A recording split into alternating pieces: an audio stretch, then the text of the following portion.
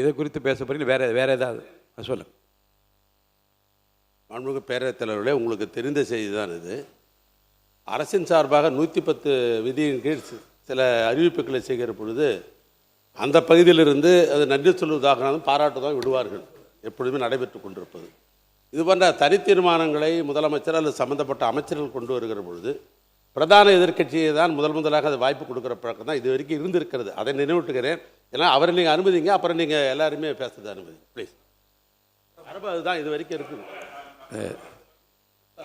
இருங்க, அவர் தான் இருங்க, அவர் உங்களுக்கு தானே கொறடா, அவர் தானே, அவர் சொன்ன பிறகு நீங்கள் எதுக்கு சொல்கிறீங்க? அமைதியாக இருங்க. இல்லை, நீங்கள் சொன்னது புரிஞ்சுக்க முடியுது.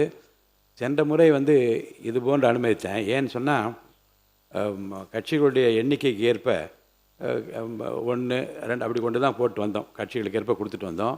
இப்போ இதுதான் இல்லை, புரியுது, சரி. அவை முன்னவர் மாண்புமிகு பேரவைத் தலைவர் அவர்களே, மாண்புமிகு பேரவைத் தலைவர் விரும்புவது எல்லா கட்சியும் பேசி எதிர்க்கட்சியில் அதற்கான விளக்கத்தை சொல்கிற போது இன்னும் அது தெளிவாக இருக்கும் என்ற முறையிலே தான் அவர் அந்த சொல்லியிருக்கிறாரே தவிர வேறொன்றும் இல்லை.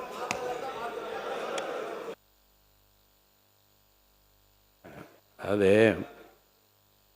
பேரவை விதி 98 தீர்மானம் ஒன்றை பேரவைத் தலைவர் பேரவைக்கு படித்து காட்டிய பின்னர் அவர் அழைக்கிற வரிசையில் உறுப்பினர்கள் அதன் மீது பேசலாம்.